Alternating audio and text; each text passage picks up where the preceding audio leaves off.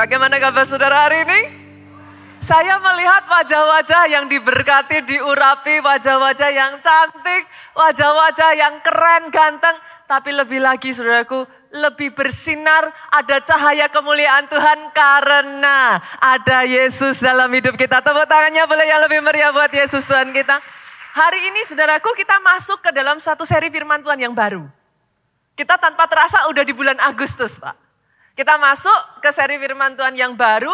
And I'm gonna talk about the spirit of wisdom. Roh hikmat. Pastor, dari firman ini what do you pray? Doa saya satu kok saudaraku. Doa saya itu sederhana. Saya hanya berdoa ya saudaraku. Dari firman ini saudara bisa melihat betapa pentingnya itu hikmat. That's it. Dari firman ini saudara bisa melihat kekayaan di balik hikmat itu saudara.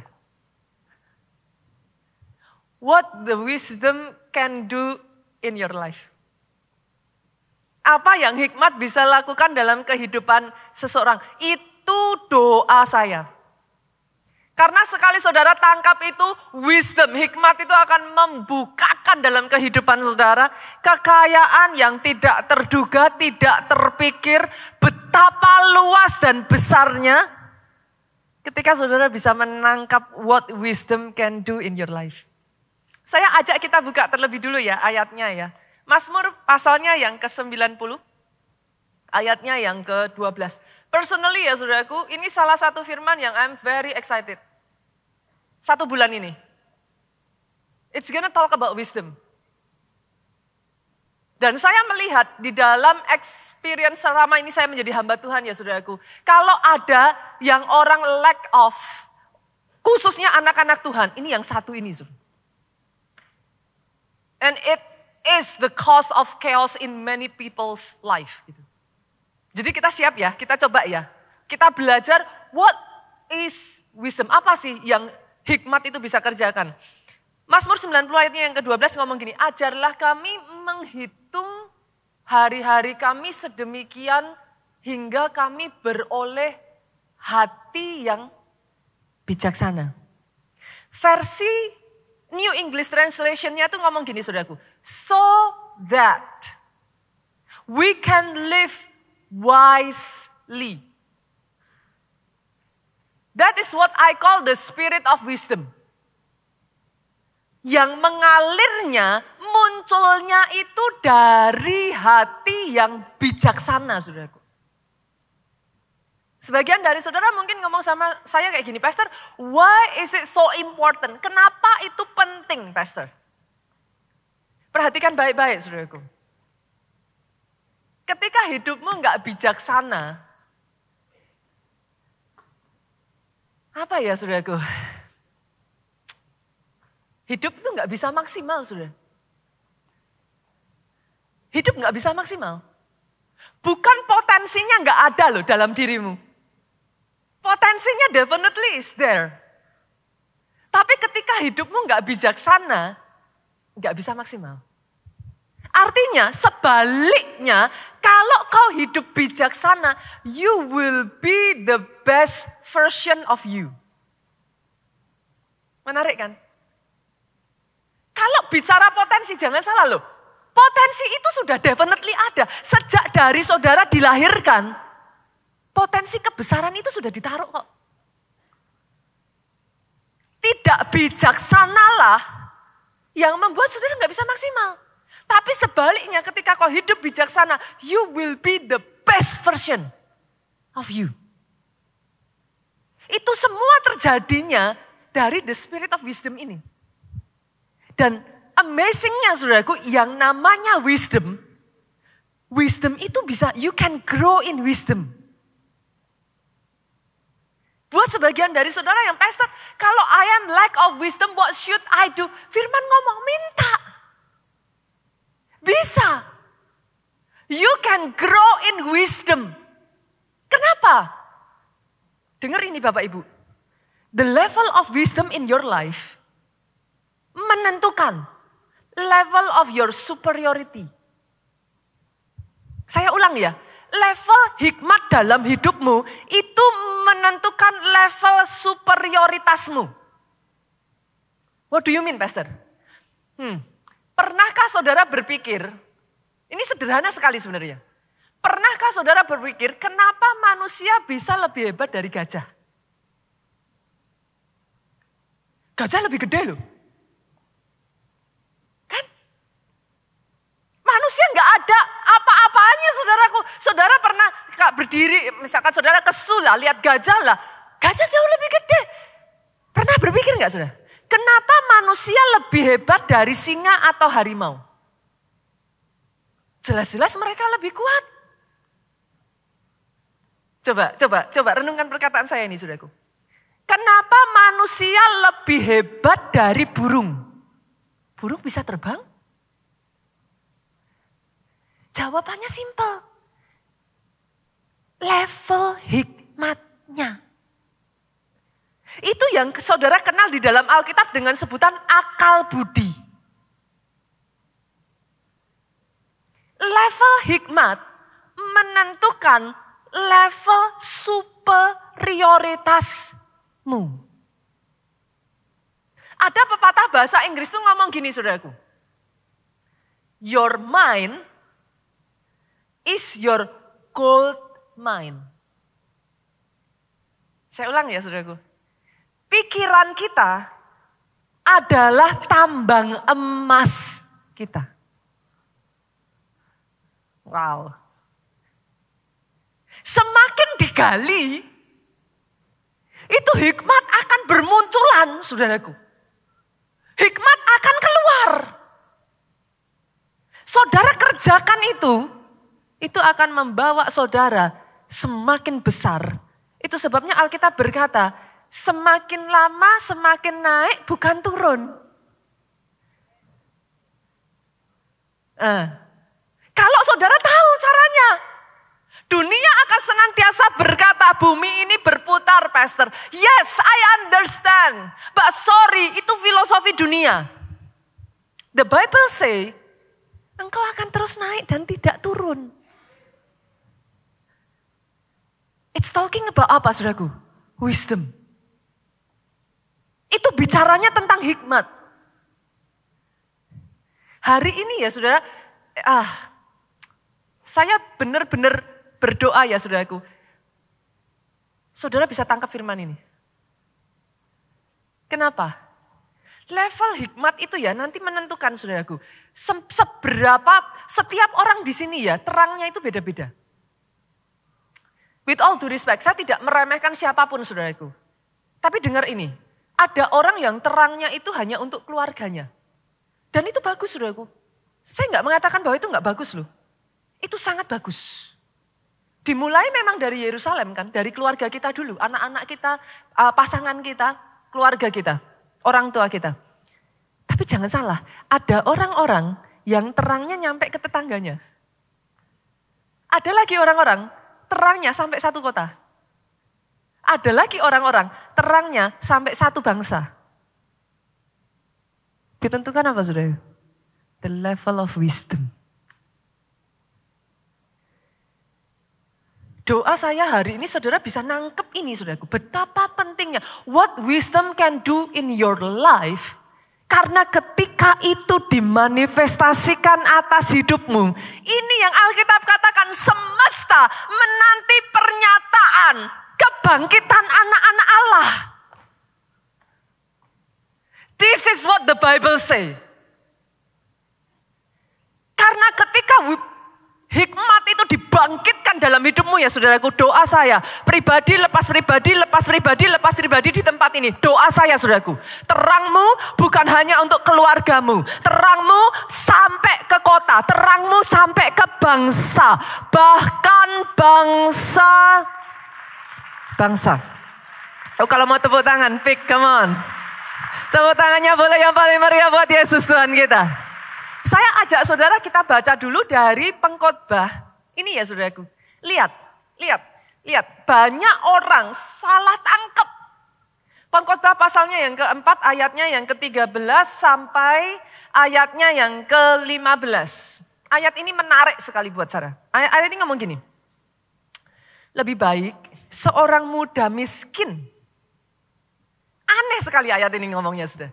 Lebih baik seorang muda miskin tetapi berhikmat daripada seorang raja tua tetapi bodoh. Menarik ya sudah? Interesting. Lebih baik seorang muda miskin tapi berhikmat daripada raja tua kaya tapi bodoh. Berarti maksudnya gimana, Pastor? Dengar ini Bapak Ibu. Yang nomor 1 itu bukan kekayaan.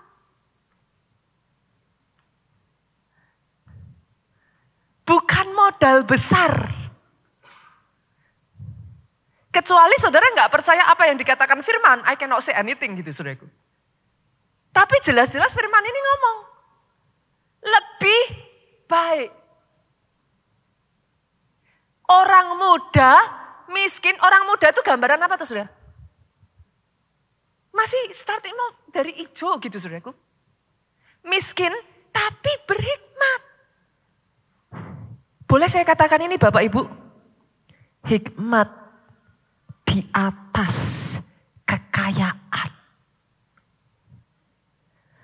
Raja kaya. Saya tanya saudaraku. Jelas-jelas dikatakan di sini. Raja tua kaya. Itu mengimplikasikan apa saudara? Yang namanya raja Pak, kira-kira berkuasa enggak? Sangat. Sangat. Dia raja tua itu berbicara soal apa? Sudah settle. Sudah settle saudaraku. Raja tua kaya. Saya tanya jabatannya tinggi enggak? Loh yang namanya raja itu udah top of the top Pak. Udah. Kalau bicara soal jabatan mah. Saya tanya lagi saudara, kaya enggak? Jelas-jelas sudah ditulis. Top markotop Pak. Raja tua kaya. Tapi Alkitab ngomong, no, bukan. Lihat kenapa? Ayatnya yang ke-14 sampai ayatnya yang ke-15 ngomong gini. Karena dari penjara, orang muda itu keluar untuk menjadi raja. Biarpun ia dilahirkan miskin semasa pemerintahan orang yang tua itu. Aku melihat semua orang yang hidup di bawah matahari berjalan bersama dengan orang muda tadi yang akan menjadi pengganti raja itu. Sorry to say ya saudaraku, ini yang ngomong Salomo. Pengkhotbah itu yang ngomong Salomo saudaraku. Ini yang ngomong mungkin yang sampai detik hari ini saudara sebut sebagai orang yang paling berhikmat yang pernah hidup di dunia ini. Amazing ya Pak. Sejak dari hari ini pikiran ini harus diubah Pak. Jangan sampai saudara tetap berpikir pastor saya nggak punya modal. Pastor saya kalah dibanding yang lain-lain. Apa yang harus saya lakukan? Dengar ini. Kalau itu keadaanmu hari ini, kejarlah hikmat. Acquire wisdom. Dapatkan hikmat. Kenapa? Top level people adalah top thinker. Saya ulang ya saudaraku. Top level people adalah top thinker. Mereka pemikir. Kapasitasmu, kualitasmu berpikir menentukan levelmu ada di mana. Kalau tadi saya membandingkan manusia dengan binatang ya saudaraku. Mereka kalah karena apa? Besarnya kalah kita manusia, kekuatannya kita kalah. Kenapa mereka kalah? Level hikmatnya. Apakah saudara pikir sesama manusia tidak sama? Sama. Apa yang menentukan? Level hikmatnya. Kualitasmu berpikir. Kualitas hikmat dalam kehidupanmu menentukan level superioritasmu. Sama-sama ya, Bapak Ibu di sini nggak usah angkat tangan yang profesional ya. Profesional muda, saudaraku. Satu profesional yang sama, belajarnya sedikit, berpikirnya sedikit, bertindaknya sedikit, hasilnya juga sedikit kok. Tapi profesional yang sama, dia belajarnya banyak terus.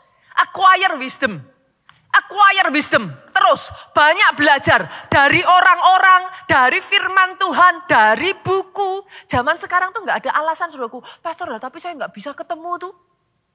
YouTube is everywhere saudaraku. Gak ada alasan. Zaman sekarang saudara tinggal buka.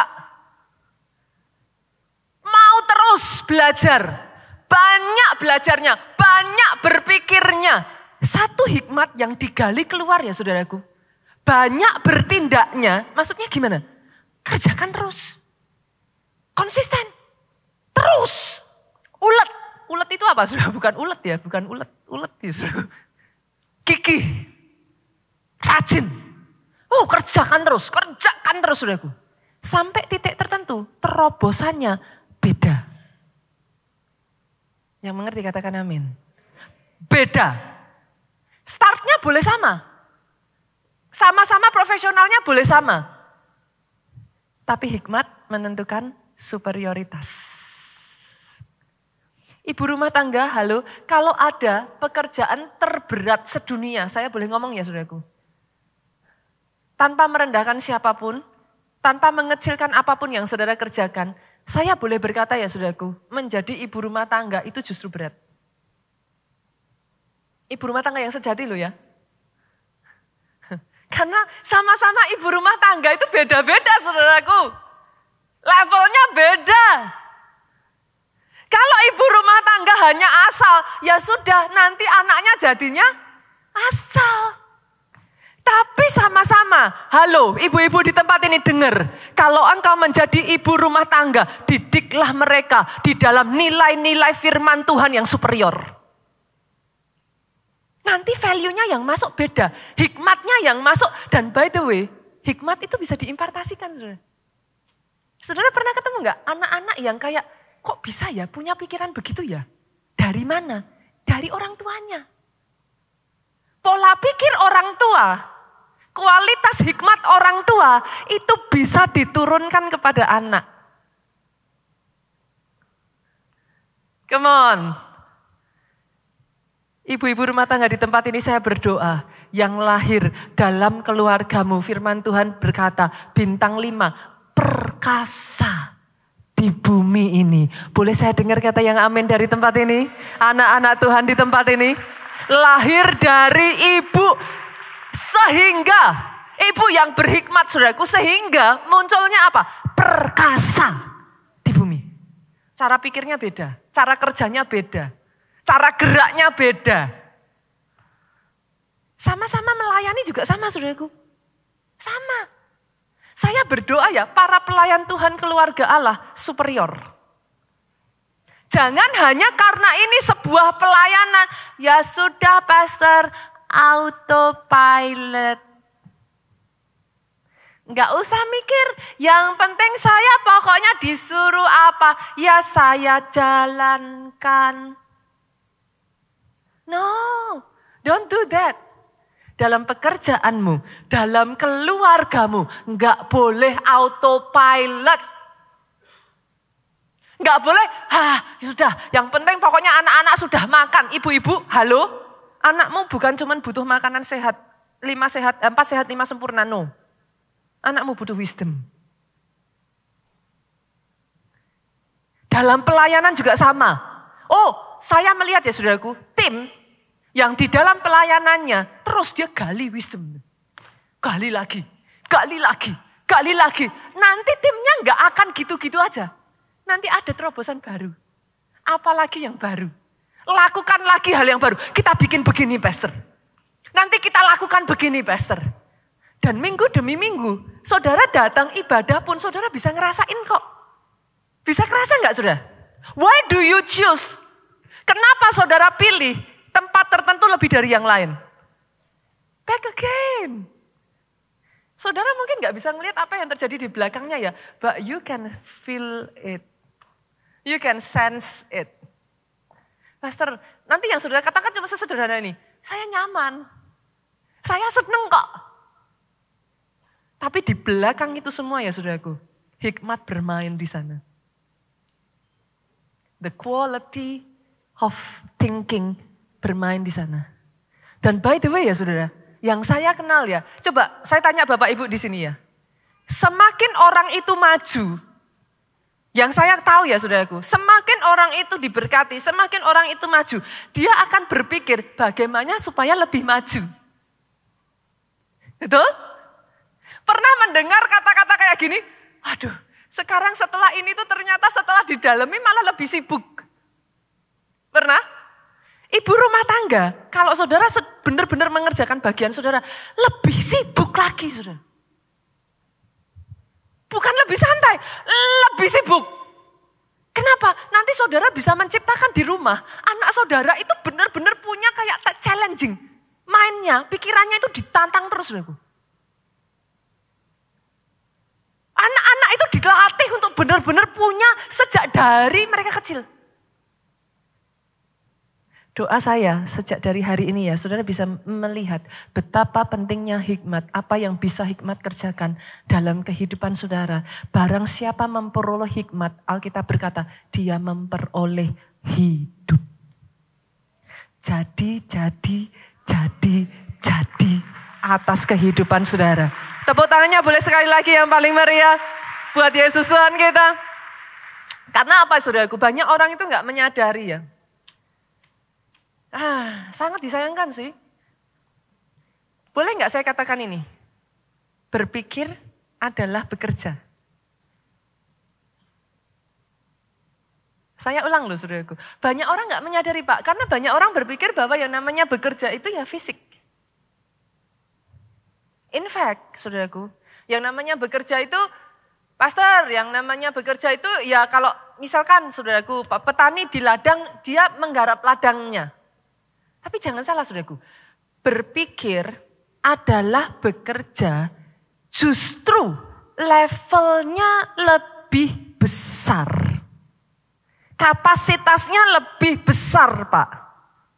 Dan dimensinya lebih tinggi. Ini harus disadari dulu saudara, ini penting sekali. Berpikir adalah bekerja. Seperti yang saya katakan tadi, top level people adalah top thinker. Berpikir adalah bekerja. Itu sebabnya saudaraku, dalam Alkitab itu ada istilah ini. Pernah dengar nggak? Pikiran Kristus. Pernah dengar ya? Artinya Kristus itu juga berpikir saudara. Tapi levelnya lebih tinggi lagi Pak. Itu yang disebut sebagai the mind of Christ. Pikiran manusia itu terbatas. The mind of Christ itu pikirannya Allah sendiri.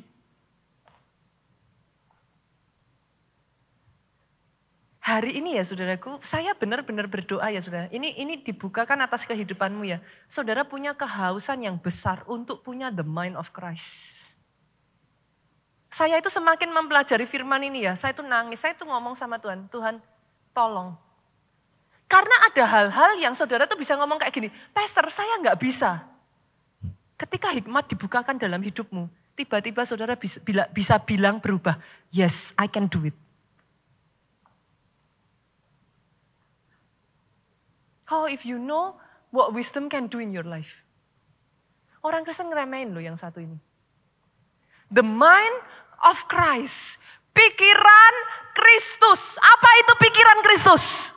Apa itu pikiran Allah? Yang menjadikan alam semesta beserta dengan isinya. Artinya apa Pastor? If you have the mind of Christ, simpelnya saya put it this way. Tidak ada yang mustahil bagi orang yang percaya.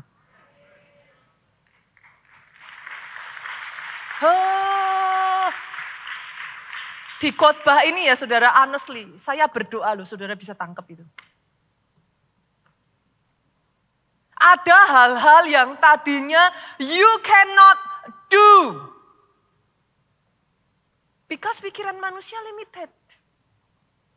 But once you have the mind of Christ, apa yang pikiran Kristus itu kerjakan, Pastor? Apa yang terjadi kalau saya mendapatkan the mind of Christ? What will happen? Saudara dimampukan mengambil keputusan yang bijaksana. Perhatikan ke depan Bapak Ibu. Hidup kita, masa depan kita ditentukan dari keputusan benar demi keputusan benar demi keputusan benar yang dibuat di dalam kehidupan. Banyak hidup hancur karena salah ambil keputusan. Saya ketemu dengan banyak orang, konseling dengan banyak orang, seringkali mendapati yang jadi masalah adalah salah dalam mengambil keputusan. Somehow salah ngambil keputusan. Itu juga dialami Lot, saudara. Nah, saya tuh semakin saya mempelajari ini, saya semakin saudaraku, I am so excited. Itu seperti kayak burst open dalam diri saya gitu. Lot, secara manusia, waktu dia berpisah dengan Abraham, dia nggak salah loh, Bu. Dia ngelihatnya apa yang secara manusia, mata manusia itu lebih hijau, lebih subur. Dia milih Sodom karena secara manusia Sodom pada saat itu jauh lebih dibanding yang lain. Tapi yang Lot nggak tahu ketika dia memilih Sodom, dia masuk dalam pergaulan yang salah. Sampai saudara baca kisahnya, pada saat Tuhan utus malaikat itu ya saudaraku, orang kota itu mau menarik malaikat itu, maksudnya mereka mau meminta malaikat itu ya. Lot ngomongnya apa? Udah, jangan. Saya serahin anak saya aja. Bisa ngeliat saudara, pikirannya Lot itu sudah korup. Dan sebagai dampaknya ya saudaraku, dari satu keputusan yang salah yang diambil Lot, menuntun pada keputusan salah berikutnya. Hancur hidupnya Lot. Keluarganya hancur, istrinya jadi tiang garam, saudaraku. Kenapa? Decision. Keputusan. Dan bolehkah saya katakan, every single day you make decision kan? Setiap hari loh. Bahkan sebagian orang tuh every single minute. Saudara dituntut untuk mengambil keputusan.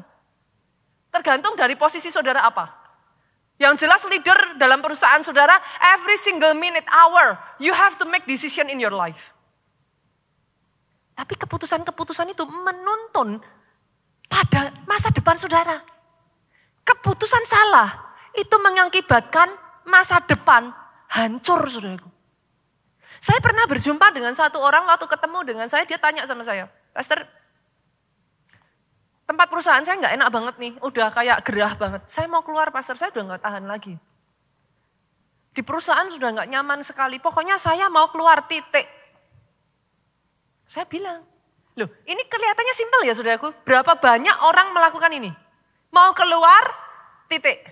Saya tanya, loh kamu keluar dari perusahaan lamamu udah ada plan belum? Nggak penting, Pastor, nanti saya bisa cari pekerjaan lain kok. Pokoknya saya mau keluar, titik. Saya ngomong dong, ya kalau kamu datang sama saya dengan perkataan seperti itu artinya kamu bukan mau konseling, kamu mau kasih informasi ke saya. Loh ya benar tuh saudaraku. Pastor, saya kasih informasi ya, saya mau keluar dari tempat kerja saya, titik. Kan gitu saudara. Kan? Tapi saya ngomong, saya mulai bukakan sama dia. Kamu keluar dari sana, oke, coba yuk, tarik yuk. Situasinya kayak apa? Apa yang terjadi? Ketika saya bedah, saudaraku. Yang tadinya menghimpit dia bisa melihat kesempatan. Saya katakan, ini nggak nyaman, kenapa? Karena sekarang banyak orang dikeluarkan, jumlahnya tinggal sedikit. Jumlahnya tinggal sedikit, satu orang yang tadinya mengerjakan load seberapa kan ditambah loadnya atau saudaraku. Loadnya kan jadi banyak. Pasti nggak nyaman. Tapi saya bilang, tunggu. Ini penyaringan. Difilter, keluar. Siapa yang tertinggal nantinya, yang punya kapasitas lebih, justru ada kesempatan kamu melejit jauh lebih naik. Dia ngomong sama saya gini, kok saya enggak kepikir ya pastor? Saudara mengerti yang saya maksudkan? Hikmat menentukan how you make decision. The right decision akan membawa lompatan. The wrong decision sebaliknya menghancurkan kehidupanmu. Itu yang terjadi juga dalam hidup Rehabeam. Ada yang masih ingat Rehabeam? Ada yang tahu siapa Rehabeam? Siapa saudaraku? Siapa? Nah ini cerdas cermat Alkitab nih saudaraku. Siapa Rehabeam? Tetot. Siapa? Anaknya Salomo saudara. Yes, anaknya Salomo. Rehabeam itu anaknya Salomo. Satu kali pada saat Rehabeam menggantikan ayahnya, ini punya chance besar saudaraku. Kebayang gak sih saudara? Dia diwarisi kerajaan yang mapan. Salomo itu kaya raya, besar, pengaruhnya ada di mana-mana. Anak ini diwarisi, itu sudah enak banget saudara. Tapi dia bikin satu kesalahan. Rakyatnya datang. Rehabeam, dulu waktu zaman ayahmu, kami ditekan. Kami harus bayar ini. Kami harus bikin. Rakyatnya tuh ngomong. Rakyatnya berkeluh kesah saudara. Tolonglah kami. Maka kami akan memutuskan untuk setia mengikut engkau. Nah Rehabeam, dasar masih muda saudaraku. Tanya nasihat sama penasehat ayahnya. Saya harus gimana nih? Ini rakyat ngomong begini nih. Saya mesti gimana? Penasehatnya Salomo ngasihin papa. Dia tanya sama teman-temannya. Ini rakyat gini nih, mesti gimana nih? Nah sayangnya kok yang didengarkan tuh yang salah saudaraku. Dan sebagai hasilnya apa yang terjadi saudaraku? Rehabeam tadinya itu memimpin 12 suku Israel. 11 suku pergi meninggalkan Rehabeam saudara. Dia tinggal mimpin satu suku namanya Yehuda. Di zaman Rehabeam inilah terbelah jadi dua bangsa Israel. Disebut sebagai Raja Israel dan Raja Yehuda. Terbelah saudara. Dia tinggal mimpin satu suku doang. Sedih ya saudara. Boleh perhatikan ke depan. Kapasitas berkatmu ditentukan kapasitas hikmatmu. That's true. Ada orang-orang yang saya ketemu ya saudaraku ya. Malah nolak berkat tuh. Dan bangga nolak berkat. Datang sama saya, pastor doakan saya. Saya gak ada berkat pastor. Hidup saya menderita pastor. Doakan saya. Doakan saudaraku. Besoknya lagi datang lagi. Berikutnya waktu sekian lama datang lagi sama saya. Pastor saya kewalahan. Saya tuh bingung saudara. Bukannya tadinya minta diberkati ya. Terus saya bilang, Bu, bukannya minta diberkati. Iya, tapi gak kayak gini pastor. Loh ya kayak apa? Yang banyak tidak disadari orang, bersamaan dengan berkat comes responsibility. Banyak orang mau enaknya, gak mau tanggung jawabnya. Terus apa yang kamu lakukan? Saya tolak, pastor. Saya tolak, saya udah gak bisa kok. Saya udah gak sanggup. Kapasitas hikmat menentukan kapasitas berkat. Saudara bisa melihat ini? Bisa melihat ya saudaraku, what the wisdom can do in one's life dalam kehidupan seseorang. Ngeri loh saudara, ngeri. Saya melihat sangat banyak hal dalam kehidupan banyak orang ya saudara, gara-gara salah ngambil keputusan saudaraku. Salah ngambil keputusan pasangan hidup. Hancur tuh hidupnya.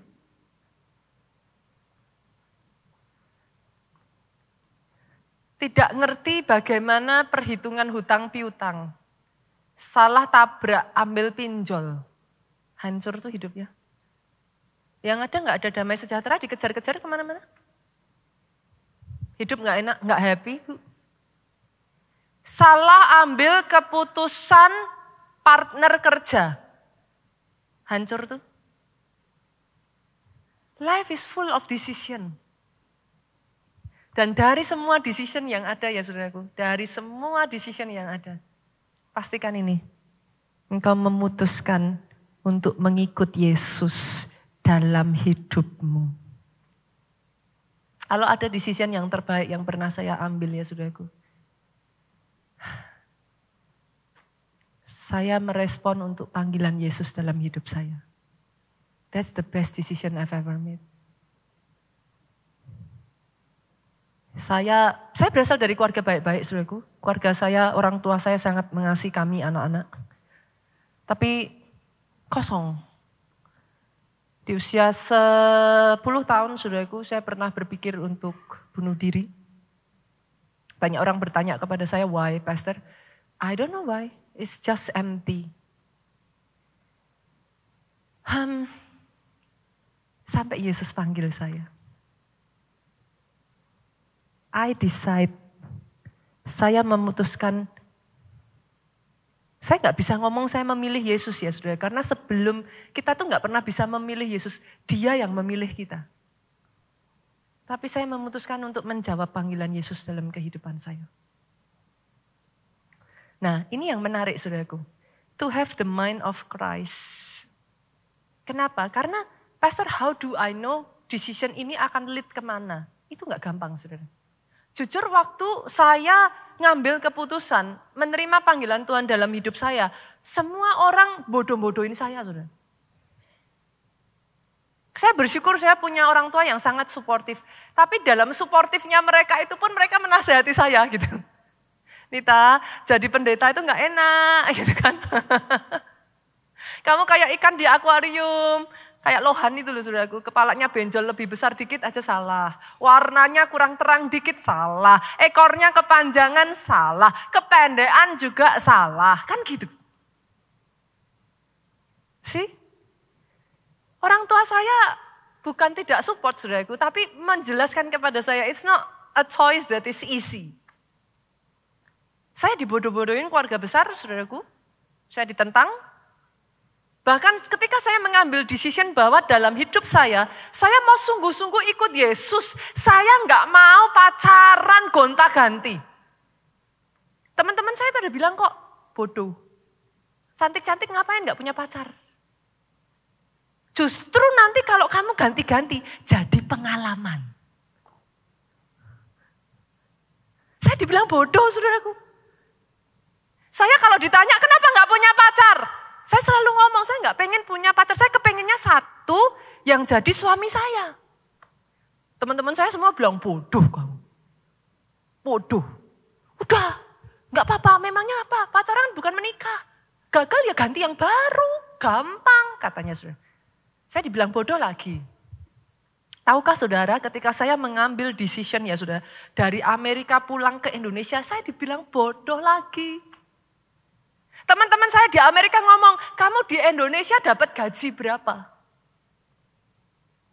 Kamu di sini loh, udah jelas loh, tinggal dilanjutin. Terbuka kesempatan waktu itu saya ditawarin beberapa pekerjaan, ada orang-orang yang kenal di sana saudaraku. Dan mereka bilang, bodoh, kamu di Indonesia itu dapat berapa? Bodoh. Saya jadi full time dibilang bodoh, mamimu pengusaha, mamimu businesswoman, ngapain kamu jadi full time? Bodoh. Saya tuh banyak ngambil kayaknya keputusan yang bodoh deh saudaraku.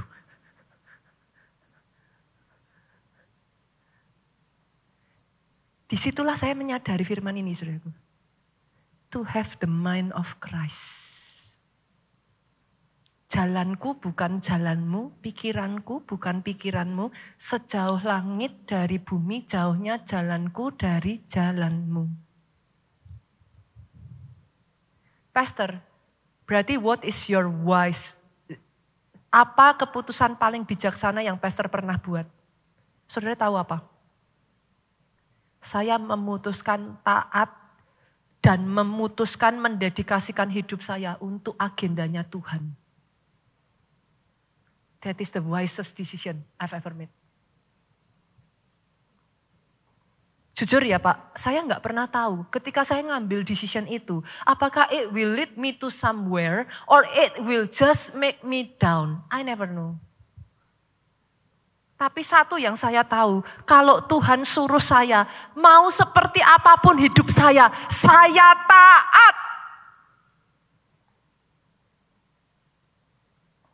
Banyak di antara saudara akan berkata kepada saya, Pastor, itu bodoh. Saya understand kok saudara, I understand that. Tapi dalam hidup saya belajar satu hal saudaraku. Tuhanku tidak pernah salah. Ada banyak jalan disangka orang lurus, tapi ujungnya menuju maut, you never know. Banyak orang tuh salahnya gini saudaraku. Boleh nggak saya menempatkan ini dengan bahasa saya? Dunia tidak berputar di sekeliling kita. Sorry to say. What do you mean, Pastor? It's not about you. Jahat ya? Jahat. It's not about you. Tuhan punya agenda di muka bumi ini, saudara. Dia punya agenda. Bukan kita bikin agenda.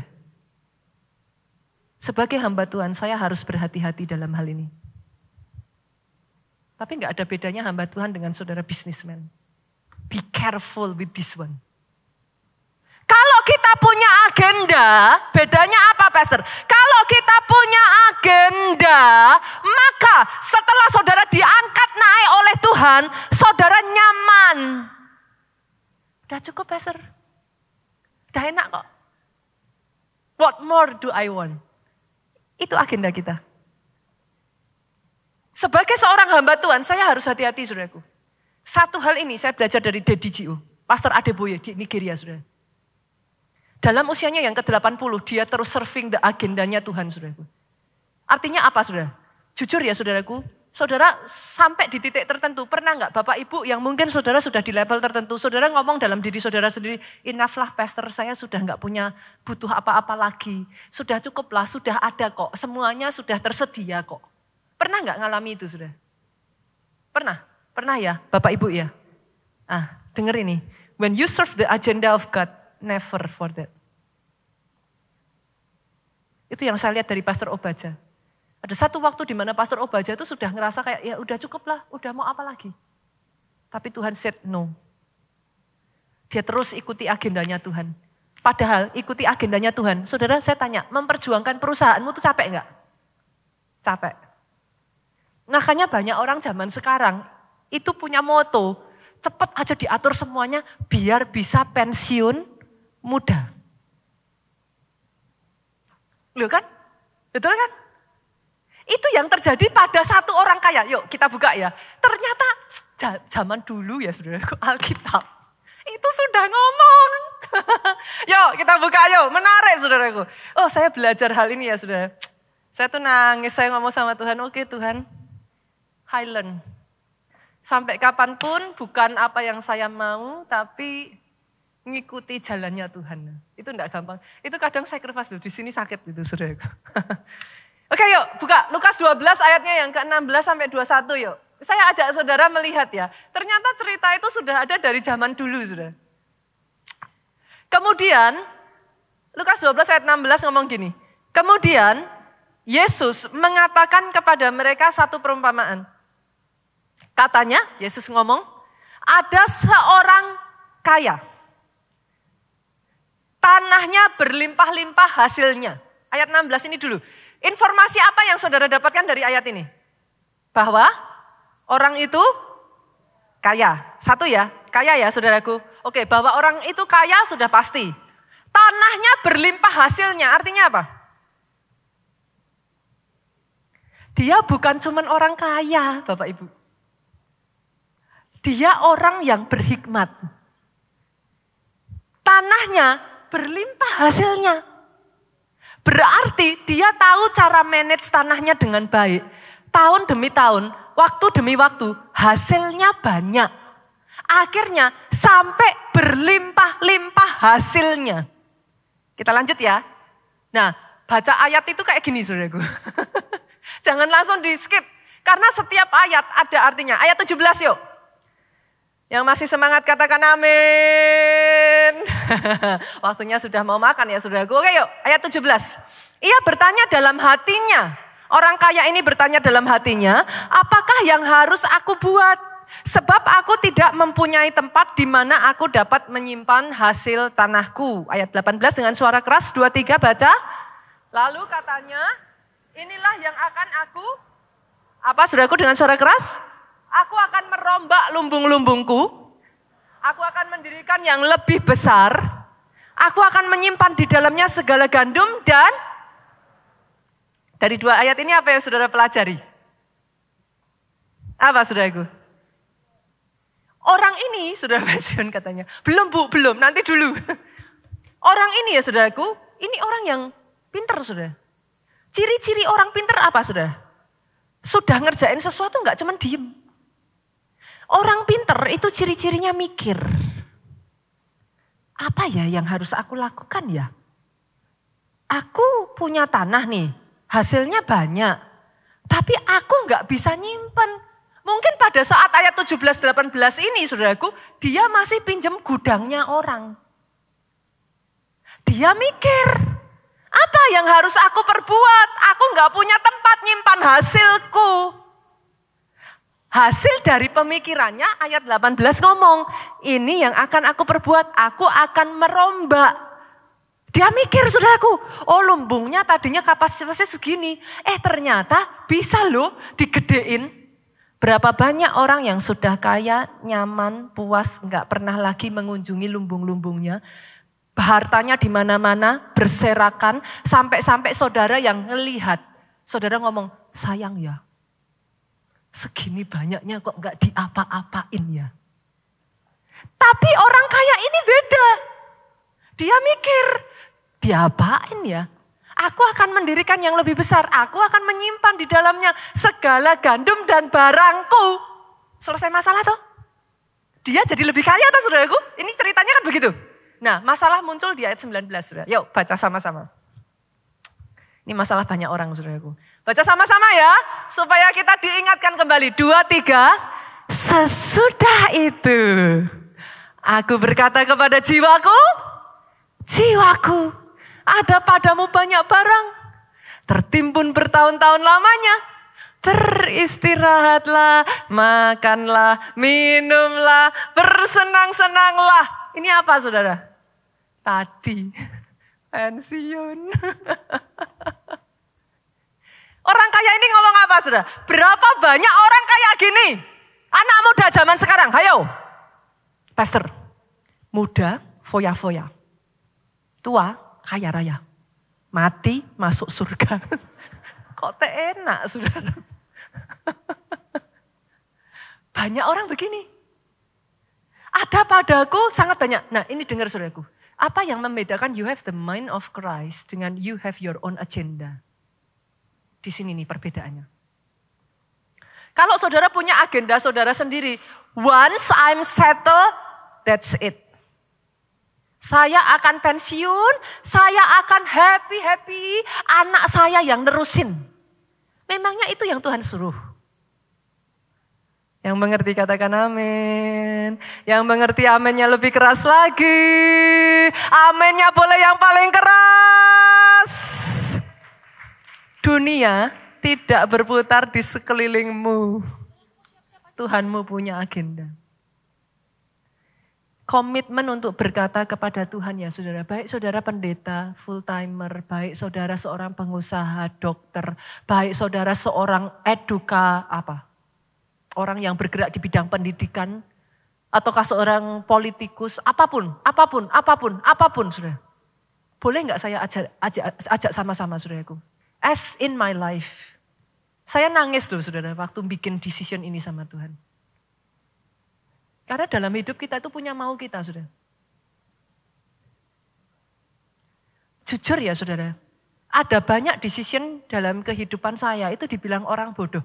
Saudara pikir waktu gereja kita buka nggak dibilang bodoh? Bodoh.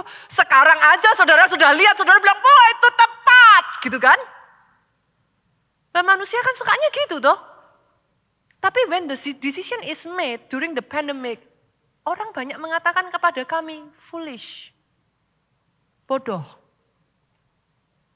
Waktu decision untuk membangun tempat ini diambil, banyak yang bilang ke kami, bodoh. Jangan. Saudara bisa melihat yang saya katakan ini? Milikilah hikmat Allah. Hikmat Allah itu apa?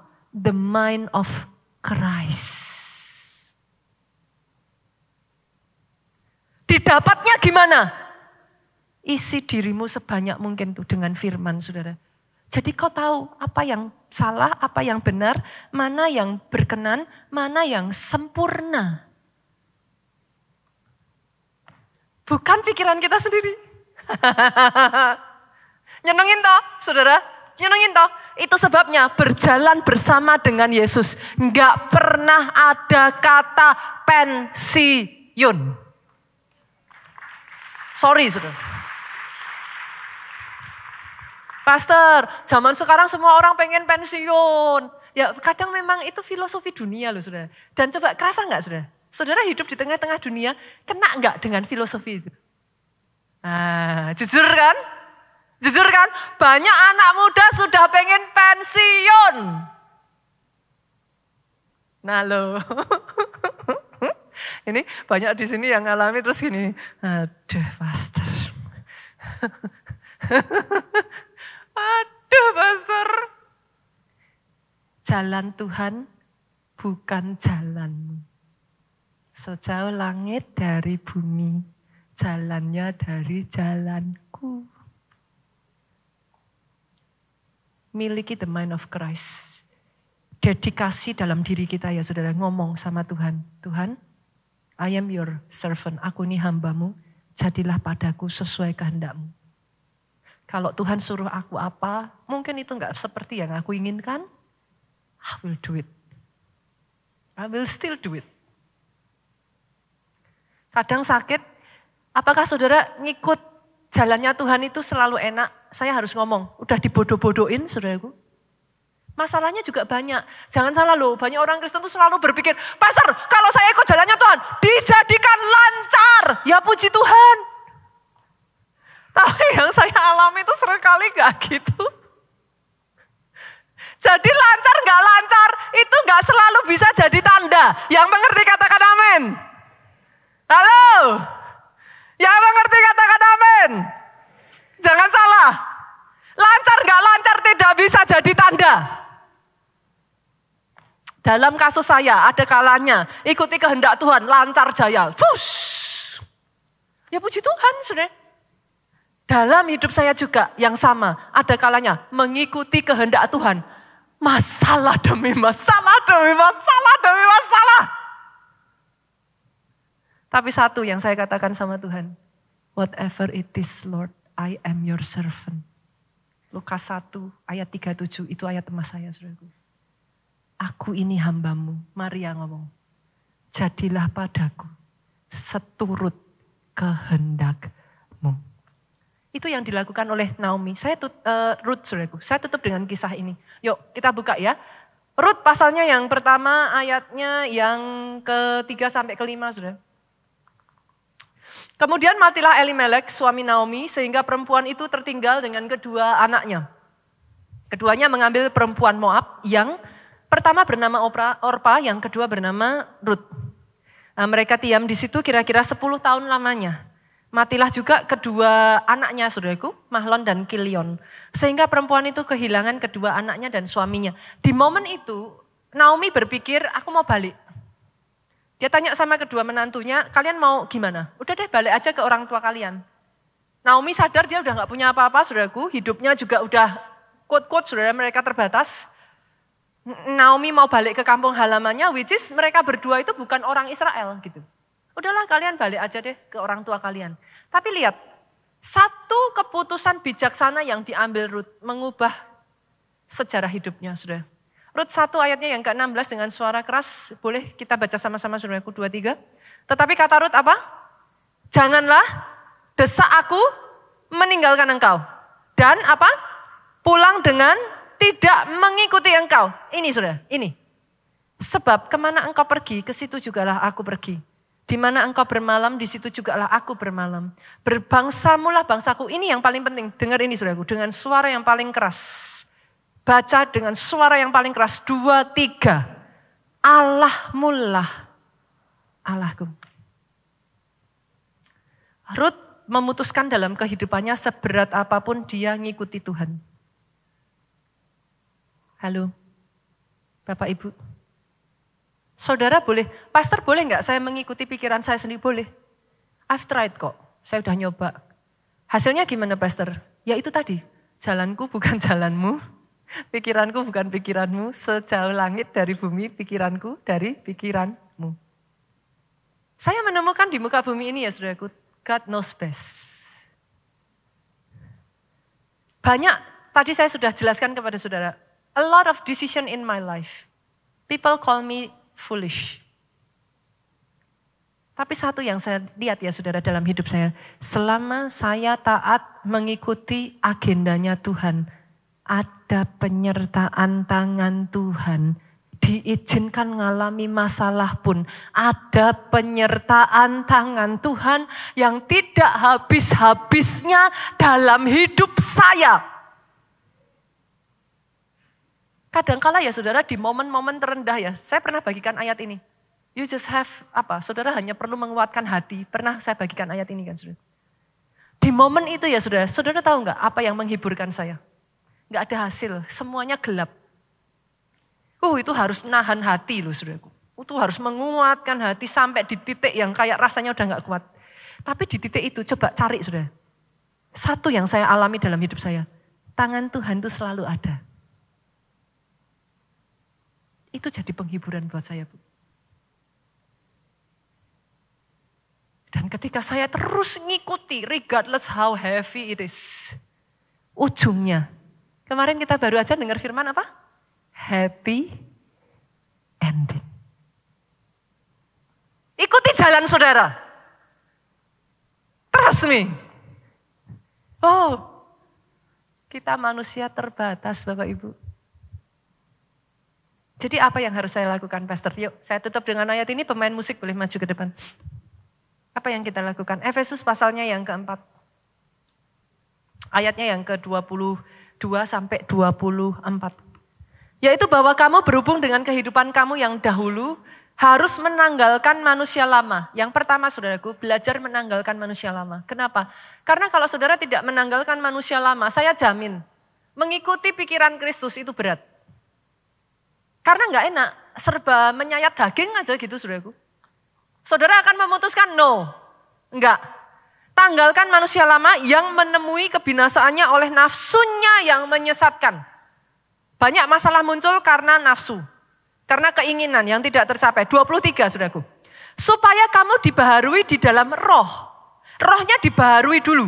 Dan pikiranmu. Jadi setelah saya menemui ya saudaraku, banyak anak yang saya layani.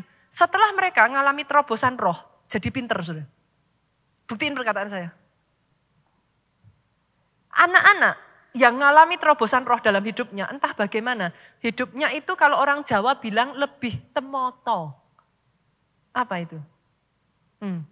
Kayak langkahnya itu lebih clear. Pikirannya itu jadi lebih dewasa saudaraku. Tiba-tiba kayak ada motivasinya. Itu bedanya. Itu bedanya. Kita lanjutkan ya, kita lihat ya. Ayat ini ngomong, dan mengenakan manusia baru yang telah diciptakan menurut kehendak Allah di dalam kebenaran dan kekudusan yang sesungguhnya. Dari situlah saudaraku, ketika kita pakai manusia baru kita, dari situlah saya lompat 2 Korintus 3 ayat 14. Tetapi pikiran mereka telah menjadi tumpul. Sebab sampai pada hari ini masih terselubung.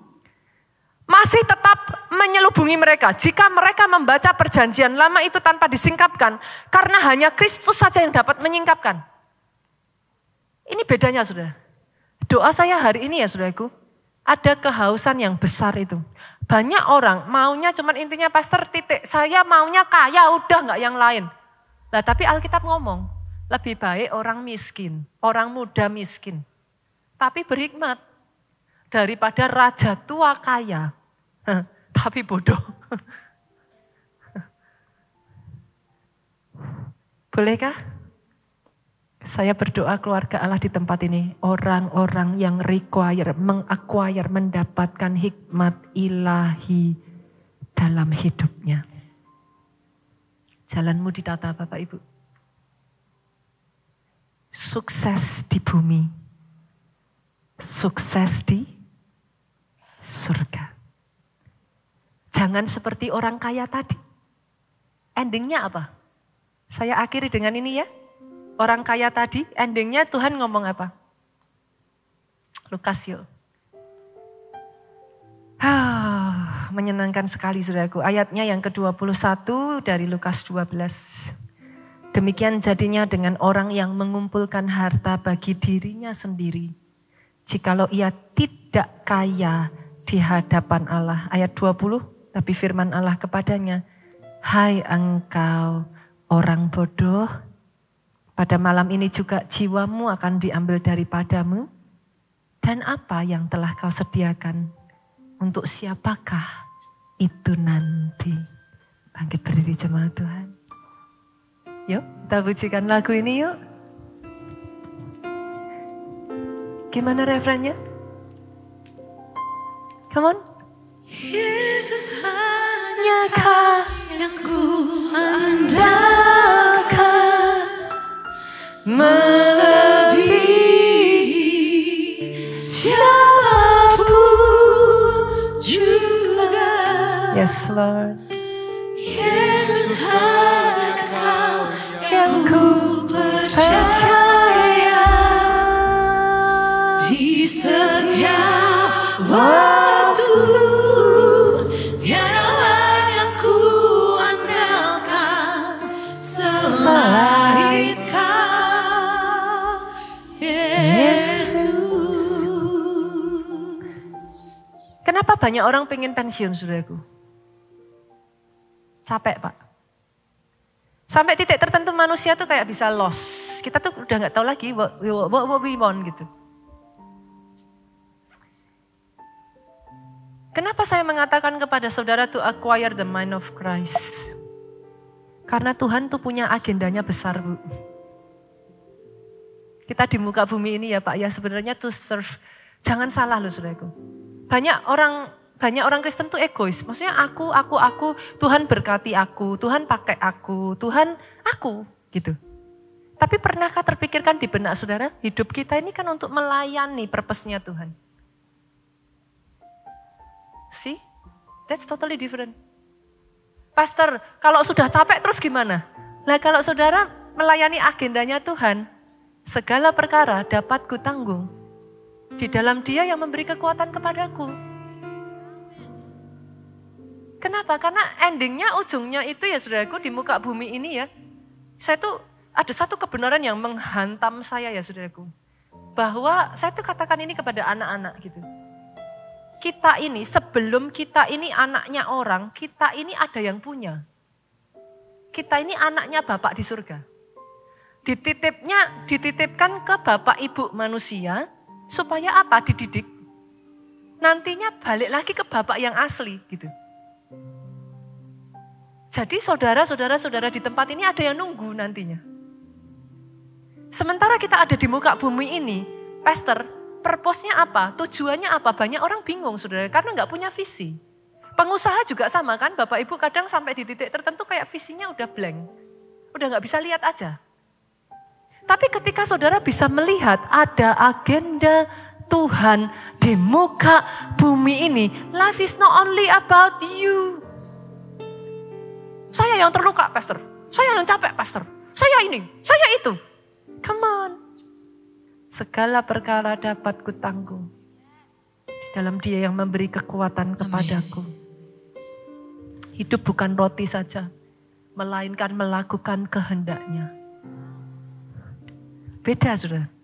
Orang-orang yang dalam hidupnya sudah menangkap visinya Tuhan, dia akan berjalan kian lama kian kuat. Semakin lama akan semakin besar. Terus naik dan tidak turun. Kenapa? Mengikuti agendanya Tuhan gak bisa turun kok saudaraku. Terus naik. Turun itu kan diizinkan di dalam prosesnya toh. Tapi kalau saudara ikuti terus aja, nanti akan dibawa naik akhirnya. Nah, balik-balik lagi semuanya itu butuh apa? Pengenalan akan Tuhan. Kepekaan mendengar suara Tuhan, saudara.